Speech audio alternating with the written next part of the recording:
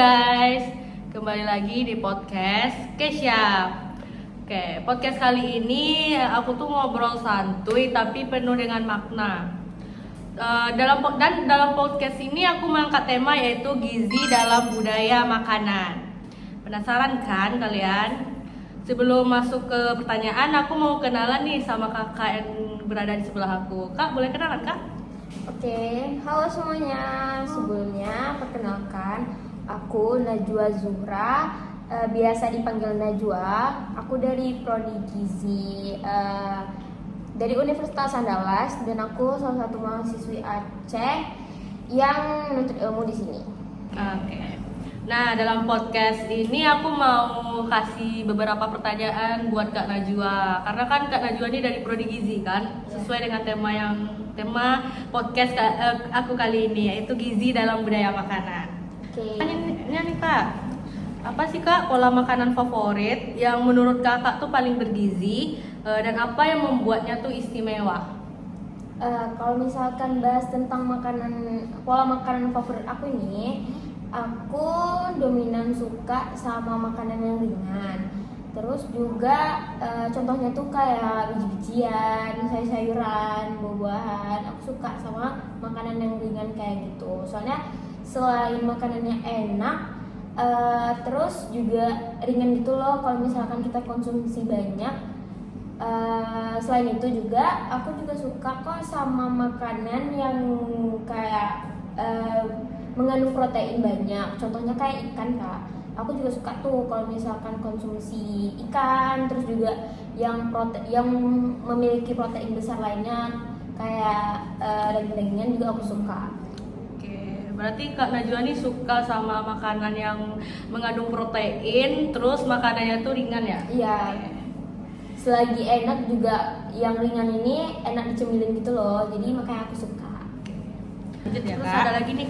Terus nih pertanyaan yang kedua nih, apa sih tantangan dalam menggabungkan gizi modern dengan makanan tradisional yang sudah ada di berbagai budaya? Itu menurut kakak tuh gimana sih Kak? Cara menggabungkannya nih. Nah, untuk cara menggabungkannya sendiri tentu saja ada tantangannya nih kak.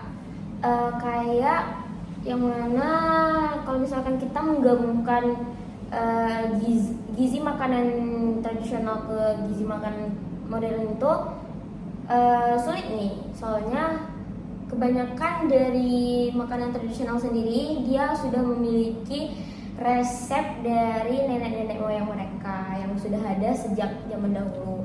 Nah, jadi kalau misalkan mereka mau kalau misalkan dibilang untuk menggabungkan lagi ke makanan yang tradisional, ke modern, itu tentunya agak sulit loh. Soalnya kebanyakan orang pasti mereka tidak mau untuk mengubah ciri khas ataupun resep makanan yang sudah ada sejak dulu dengan mengubahnya lagi ke dalam gizi makanan modern yang kebanyakan dari kandungan makanan modern sekarang tuh kebanyakan gula gitu kan, terus garam-garam mana, kebanyakan dari situ juga banyak nih mereka yang nggak mau kalau misalkan resep-resep yang sudah ada sejak dulu itu diubah dengan gizi makanan yang modern. Gitu. Berarti intinya tuh kayak memang sulit ya Kak menggabungkan antara makanan gizi modern dengan makanan tradisional. Iya. Terus nih Kak, ada lagi. Bagaimana sih Kak menurut Kakak tuh menjaga antara keseimbangan keanekaragaman budaya makanan dengan tetap memperhatikan aspek dari gizi makanan tersebut? Nah, untuk menjaga keseimbangan dari keanekaragaman makanan itu sendiri, dari aspek gizinya tuh tentu kita jangan berlebihan juga ya dalam menikmati makanannya. Lagi pula seperti yang kita ketahui, yaitu makanan adalah bagian dari budaya. Jadi penting juga nih bagi kita jangan salah memilih ataupun memilah lagi nih makanan agar kita tuh mengkonsumsinya dengan cara yang baik. Nah guys, sudah terjawab kan dari 3 pertanyaan yang aku kasih ke Kak Najwa. Tapi aku ada beberapa pertanyaan lagi nih Kak. Aku kan boleh tanya kan Kak? Iya boleh. Nih, pertanyaan selanjutnya itu mengapa sih Kak menurut Kakak itu penting untuk memahami hubungan antara pola makan dan kesehatan? Terus apa tuh hubungannya Kak? Kalau menurut Kakak? Nah, menurut aku penting banget nih buat kita untuk paham hubungan antara pola makan dengan kesehatan kita. Karena apa yang udah kita makan itu tentu saja bakal berpengaruh langsung pada reaksi tubuh kita. Jadi pola makan yang sehat bisa bantu kita lebih bertenaga, terus kemudian mencegah penyakit dan bikin hidup kita juga lebih berkualitas loh. Nah, jadi sebaiknya kalau misalkan pola makanan kita sekiranya kurang sehat, jadi tuh akan mengakibatkan kita kita akan mengalami penyakit yang tentu saja ya, ini kan kita kan nggak ada yang mau kalau misalkan kita terkena penyakit seperti obesitas, terus kemudian penyakit jantung, ginjal, kronis, kanker. Nah itu tuh pasti kita sangat mencegah banget nih kalau misalkan kita pokoknya kita nggak mau nih kalau misalkan kita terkena penyakit seperti itu. Jadi penting banget nih buat kita untuk menjaga pola makan kita. Gitu. Jadi Kak, kalau misalnya pola makan sehat tuh kayak berpengaruh juga kan? Iya benar banget, sangat berpengaruh. Oke guys, kalian dengarkan, sangat berpengaruh. Ya. Oke. Lanjut Kak, pertanyaan terakhir nih Kak. Iya. Apakah Kakak setuju bahwa makanan cepat saji dan makanan olahan adalah ancaman terbesar bagi pola makan sehat? Ada alasannya nggak Kak? Kalau menurut Kakak? Aku setuju banget ya kalau misalkan ada argumen tentang bahaya nggak kalau misalkan kita mengkonsumsi makanan cepat saji ini secara berlebihan. Tentu saja itu sangat berbahaya, soalnya kebanyakan dari makanan cepat saji ataupun makanan instan itu memiliki kandungan yang sangat overdosis ya bagi tubuh kita. Contohnya gula.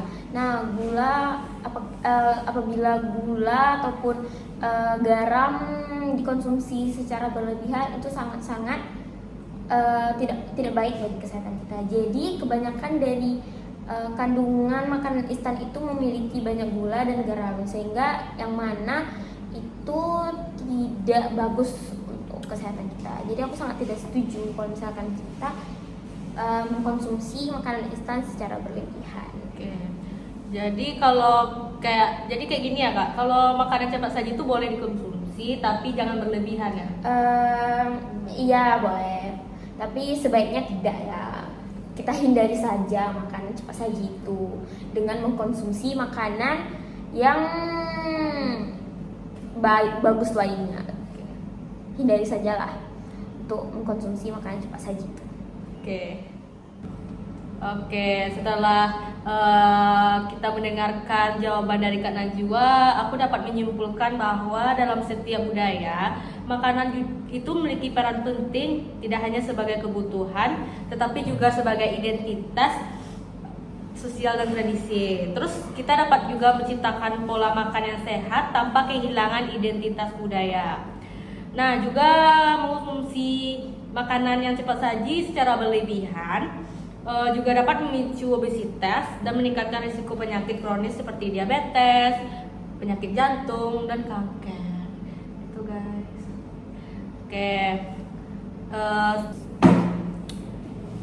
Oke, nggak terasa ya guys, sudah di penghujung acara aja.